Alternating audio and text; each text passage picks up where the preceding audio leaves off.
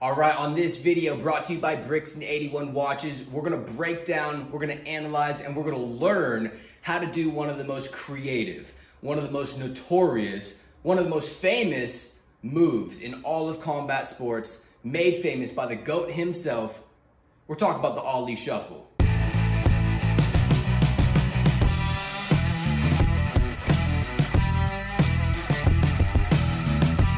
Chris McGarry Jr. here, and before we get started, make sure to hit that like button, hit that subscribe button, and tune in every single week for content just like this. All right, so the Ali Shuffle. If you haven't seen it before, maybe you've seen clips, maybe you've just heard the myths, if you haven't really dove into Muhammad Ali's path and his career before, take a look at this.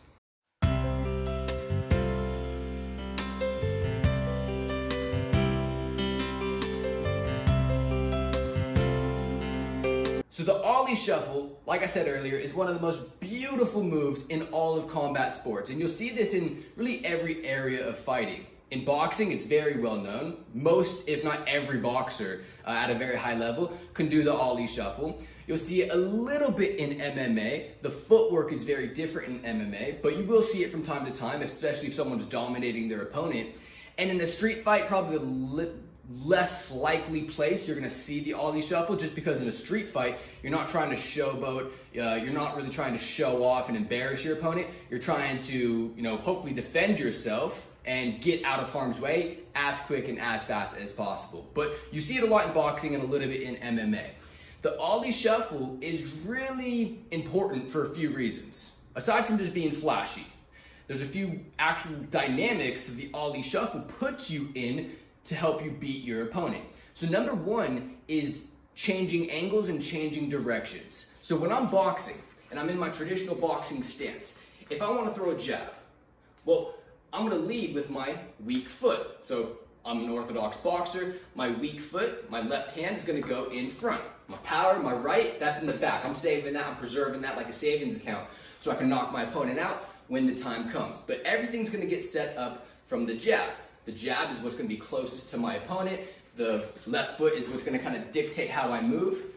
But let's say I wanted to switch my feet. I wanted to move a different direction.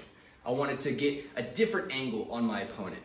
Well, most boxers, they take a step back and they go like this. Or in between, when both fighters are taking that 2 or 3 second rest between fighting, they go like this.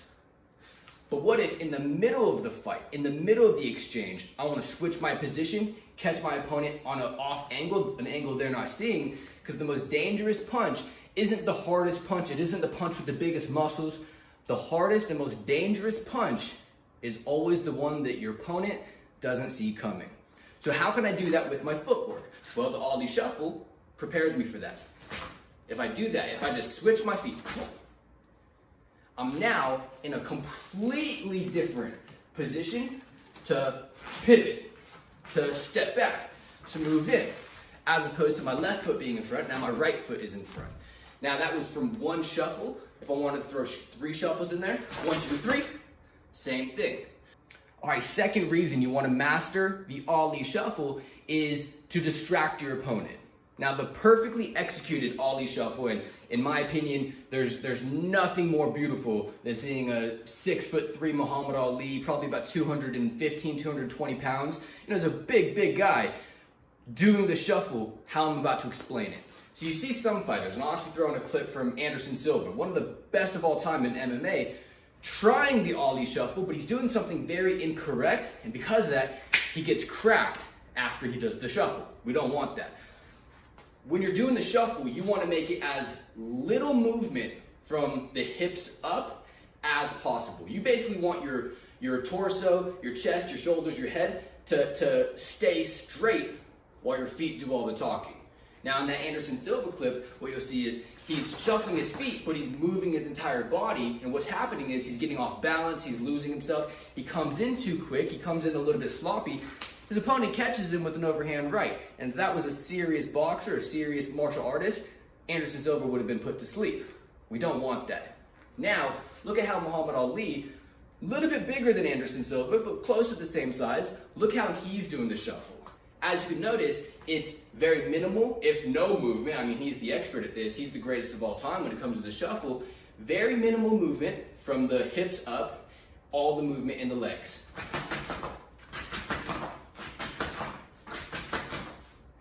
Now what's that doing? If my hands are not moving, I'm keeping these stationary. If my head isn't moving, my shoulders aren't moving, but my legs are moving, well, where is your just unconscious mind gonna go? Even if you're looking at my eyes, you're looking at my chest, where's your mind gonna go? In your peripheral vision. You're gonna say, what is this guy doing with his feet right now? I'm distracting my opponent's mind from seeing what's really gonna punch them in the mouth right now, and that's the hands. You know, in a boxing match, exactly. I'm not gonna kick you. I'm not gonna use my feet to hurt you and hit you. MMA fight's different. But in boxing, you know, I'm using my hands. So I'm distracting you. I'm getting you to look off the target, because like I said, the punch that puts the most people away is the punch that the opponent never sees coming.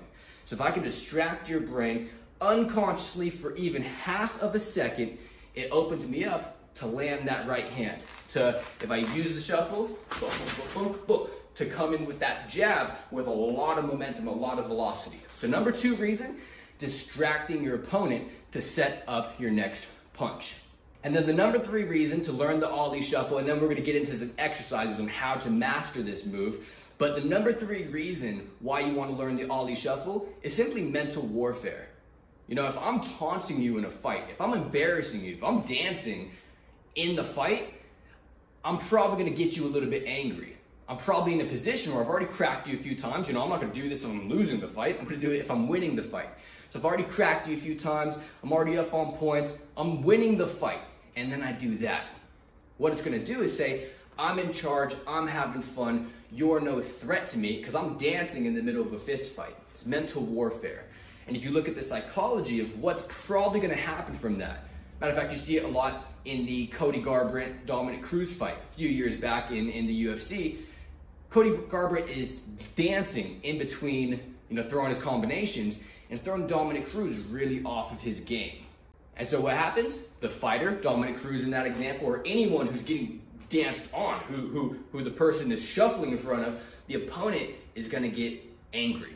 The opponent is gonna get frustrated. And an angry, frustrated fighter is not a smart fighter. So what we want is we want them to lose their emotion and come in swing. I wanna knock this guy's head off. I'm already down on points, now he's doing the shuffle in front of me, let's go. You see it in the Jose Aldo-Conor McGregor fight. Jose Aldo wanted to take Conor's head off so bad that he was willing to come in recklessly. He was coming in, arms like this, arms wailing, chin up, trying to knock Conor out. Conor, saying, I'm in your head, takes one step back, pops him with that infamous left. Next thing you know, Jose Aldo's asleep. Not because that was the hardest punch in the world, it's because that was the punch that Jose wasn't seeing coming, because he was so focused on him throwing, he was so focused on Conor annoying him, that he forgot, my chin's up in the air, my hands are down, I'm vulnerable, pop, next thing you know, he's sleeping on the canvas. So the number 3 reason you want to learn the ollie shuffle, mental warfare. Get inside your opponent's head, take them off their game so that you can set up the next big punch. All right, so now I know you're thinking, Chris, how do I learn the ollie shuffle? I now know why I need to learn it and why I need to master it, but how do I do it? How do I get that impeccable footwork to be able to shuffle whenever I feel like it? Well, really there's 3 ways that I like to develop footwork. There's an array of ways, incredible ways to develop footwork. Here are 3 very simple ways anyone can do at home. All right, so first, practicing the shuffle. So let's break the shuffle down. Step 1, on your toes. Never do the shuffle on your heels. Why? Because try standing on your heels. You're gonna lose your balance. We don't wanna lose balance in a fist fight. So on our toes, we're just more balanced, we're more able to move in and out, side to side, switch directions, etc. But then also, we're in a better position to switch our feet, to shuffle our feet. Now the ollie shuffle is gonna happen with either 3 to 6 shuffles. So the 3 would come 1, 2, 3. I'll break that down again. So I'm in my fighting position, I'm orthodox, so my left foot is in front, my power foot, my right foot is in back. 1 shuffle on my toes would be that. I switch my left foot back, right foot forward. 2 shuffles would look like this, boom, boom. So I'm back in my traditional stance, but what I did there, I just distracted my opponent a little bit, did a little dance on them. 3 shuffles is gonna put me in a completely different angle to fight my opponent. So right now I'm in this position, so I can only do so many, I can only pivot this way, I can only step in this way. It's gonna be very hard to go this direction. But I do my 3 shuffles, 1, 2, 3. Now look, now I can pivot this way. Now I can come in. It puts that foot in front so I can get different types of angles on my opponent. So that's 3 shuffles. High level is 6 shuffles. It's a little bit harder to do, so that's why you gotta practice it and really condition these calf muscles and the ankles. So we're dancing, we're trying to throw 6 shuffles. 1, 2, 3, 4, 5, 6. Now, on an even number, you're gonna get back into your original fighting position. So I throw 6 shuffles. 1, 2, 3, 4, 5, 6. I'm back in my initial position, but what I did there, I threw a few dance moves on my opponent. An odd number would put my strong foot in front. So let's say I throw 5 shuffles. 1, 2, 3, 4, 5. Now my left foot is in back, right foot forward. I can throw these pivots, I can move coming in, I can come out differently, etc. So to develop this skill, to develop these muscles and this muscle memory, here's a few things you can do. 1, practice the actual shuffle. Boom, boom. Get on your toes, boom, boom. And just practice 2 at a time. 1, 2. 1, 2. And as soon as you get back to finishing the shuffle, keep moving, keep staying on your toes. You don't just do the shuffle and stay stationary. Do the shuffle and do something with it. Get an angle, throw a punch, make some type of move. Don't just do the dance and admire your work. Make them pay for it. So, bump, bump. Bump, bump. Bump, bump. Start with 1, 2, and then throw in 3. Bump, bump, bump. Now you're in a different fighting position. 1, 2, 3.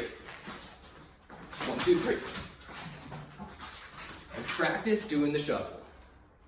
All right, next footwork exercise you can do literally anywhere in the world is a shuffle that my dad taught me when I was really, really young. So it's heel, heel, toe, toe.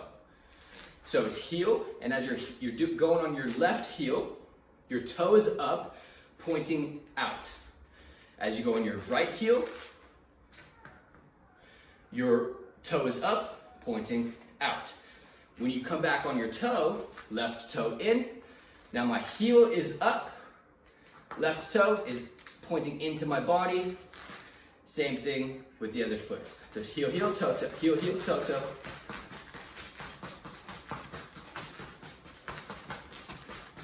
And what this is doing is this is gonna really start working the leg and calf muscles.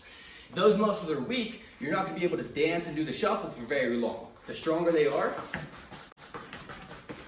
the longer and better your footwork will be. So that really strengthens the muscles and gets you to put your feet in awkward positions that you never put them in before. And then last but not least, obviously the one way to get incredible footwork around the globe, a jump rope. This is one of the very few pieces of equipment that every fighter on the planet is and should be using, the jump rope. Now, I'll just simulate the jump rope movement with my feet. I won't actually use the jump rope. My ceiling's not very high right now. But on the jump rope, it's all about the feet. I want to practice putting my feet in different positions. As you notice, I'm staying on my toes.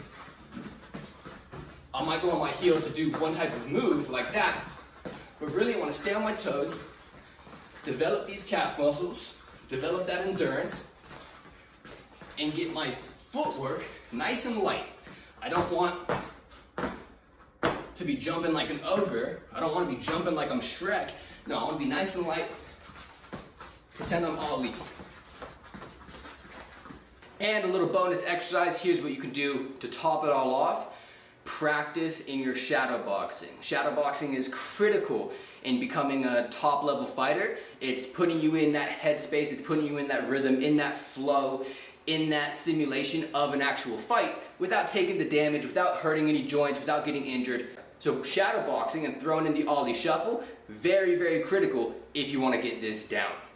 Alright, so that's how you master the ollie shuffle. I hope that video helped. If so, make sure to hit the like button, hit the subscribe button, and show us some love, because every single week we're going to be putting out content just like this. It's going to help you become a better boxer, better at self-defense, and ultimately a more confident person moving forward in life. So make sure to subscribe.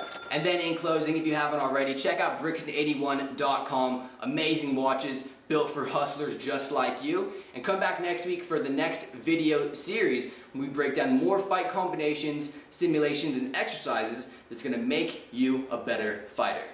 See you then.